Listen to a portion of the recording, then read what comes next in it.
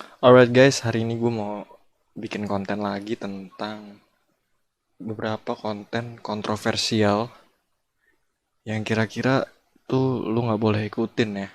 Kalau misalnya sebagai YouTuber lu nggak boleh ikutin, dan kalau sebagai netizen atau sebagai penonton kita nggak boleh tiru ya.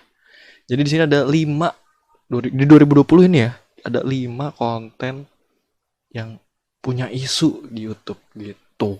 Dan konten-konten ini sangat kontroversial sekali ya. Ini benar-benar kontroversial, nggak ada pro-nya sama sekali. Mungkin ada, cuma 0,0001% kali yang pro sama konten ini. Oke, kita langsung masuk. Yang pertama adalah konten bunuh diri.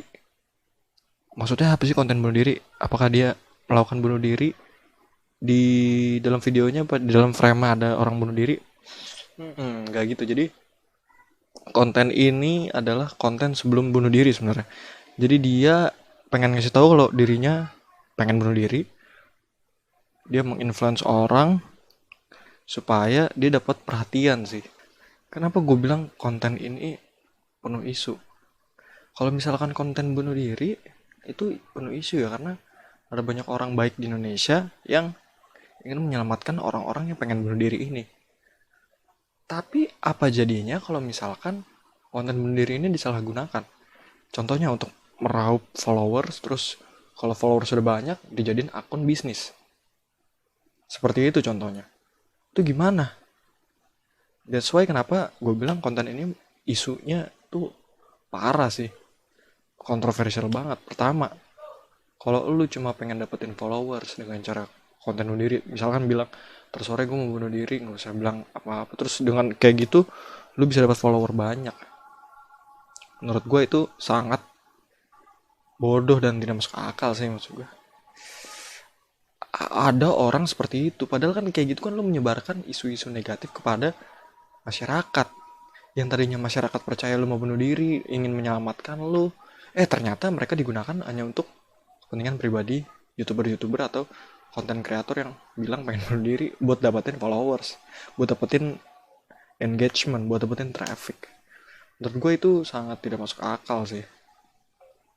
Dan tadinya orang-orang yang mungkin percaya kalau lu mau bunuh diri, terus ingin menyelamatkan lu, dan ternyata mereka di prank, ini lebih ke arah prank bunuh diri ya.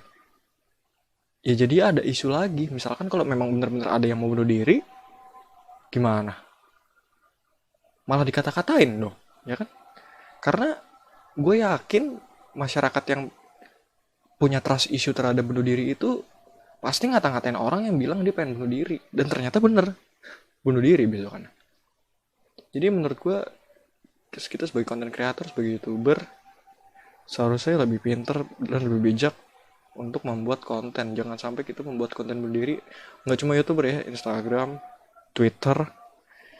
Kalau misalkan lu mau bunuh diri, lu bisa telepon ke psikiater, lu bisa ke manapun lah, mungkin dokter-dokter, psikolog, psikolog ya maksud gue, supaya psikis lu tuh bisa dibantu gitu.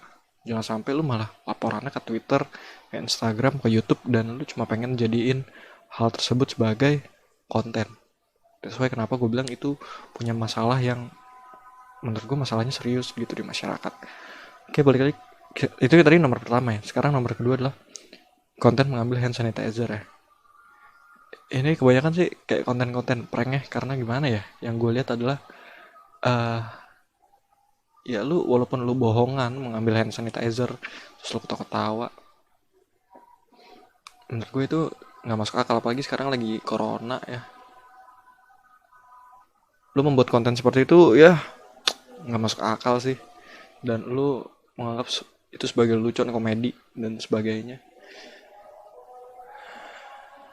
Nggak masuk akal karena kita lihat sekarang isunya adalah corona, kita membutuhkan hand sanitizer sekarang mahal. Dulu sempat mahal ya kan, nggak cuma hand sanitizer, masker mahal, semuanya mahal lah. Alat-alat kesehatan, alat-alat pengobatan gitu mahal gitu. Dan ada konten begini, ya menurut gue isu aja, karena ya isu di berbagai kalangan gitu loh, nggak cuma kalangan, pokoknya berbagai kalangan. Karena kalau lu bercanda soal begini, lu bayangin tiba-tiba ada orang ngikutin gitu, orang-orang biasa ngikutin ke mall, tiba-tiba cuma pengen ngisi hand sanitizer, hand sanitizer kosong, terus dia harusnya bisa pakai hand sanitizer kosong, bisa kena corona.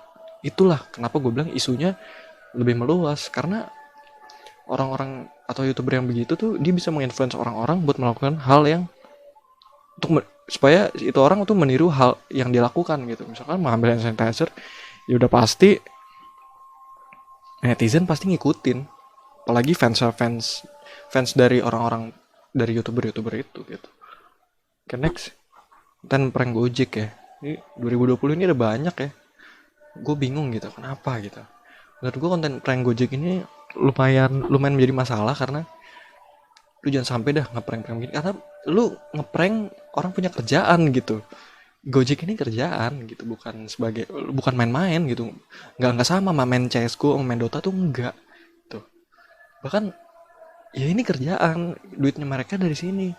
Kenapa gue bilang ini isu? Karena biasanya emang banyak sekali Gojek itu yang di apa sih, order fiktif gitu. Dan mereka ingin bukan meniadakan ya, apa? Mereka ingin menghindari order fiktif ini. Dan jangan sampai kita malah mendekatkan dia dengan order fiktif ini loh. Kan prank Gojek kan gitu. Jadi dia order fiktif, terus pura-pura nggak tahu, habis itu dikasih uang. Emang bener, kita memberikan lebih dari itu, cuman kan kita sama sekali nggak berhak gitu loh untuk mengais rezeki dari air matanya orang-orang Gojek itu. Menurut gue nggak pantas aja, karena kan ini kerjaan mereka, kerjaan orang lu prank. Menurut gue itu sangat tidak pantas. That's why gue bilang kenapa isu-isu ini bahaya, dan juga pasti takutnya ada orang niru-niru ini. Nirunya lebih parahnya lagi, kalau ini kan prank terus dikasih duit lah, kalau nirunya cuma order fiktif doang, itu gimana bro? Bisa bayangin gak lo? That's why kenapa ini bisa menjadi isu yang parah banget buat masyarakat, dan netizen tuh geram sama orang-orang konten ini, orang-orang yang buat konten ini gitu. Terus konten prank sembako, iya ini juga parah. Walaupun lu alasannya apapun ya, ke siapapun tujuannya untuk apa, menurut gue prank sembako ini parah. Apalagi dengan situasi sekarang, corona, ekonomi juga lagi turun, dan ada aja gitu orang nyari konten, mungkin kontennya beda, tapi kan nggak pantas gitu. Prank sembako, mau ke siapapun ya, mau ke penyembah iblis, mau ke siapapun yang berdosa sekalipun, kita nggak berhak buat menjustifikasi orang tersebut berdosa sebenarnya. Dan kita nggak berhak untuk menghakimi, bukan cuma justifikasi, tapi kita menghakimi dengan memberikan prank sembako ini, kita nggak pantas sebenarnya. Apalagi ya dengan iming-iming di bulan suci inilah apa gimana, nggak pantas gitu. Maksud kita membalas kejahatan dan kejahatan kan kita nggak bisa gitu. Kenapa nggak dengan kebaikan, kan gitu pertanyaannya. Sesuai kenapa ini menjadi isu juga ya. Dan untung orangnya udah ketangkep sih, prank sembako, dan dia katanya gak cuma sekali melakukan prank-prank yang bodoh begini. Menurut gue sih ini bodoh, karena ya lu gila aja gitu, kayak orang udah seneng di awal terus lu malah prank gitu kan, kita nggak tahu gitu. Aduh gimana sih, karena bisa aja si youtuber yang melakukan prank sembako ini justru mempengaruhi orang-orang atau fans-fansan juga.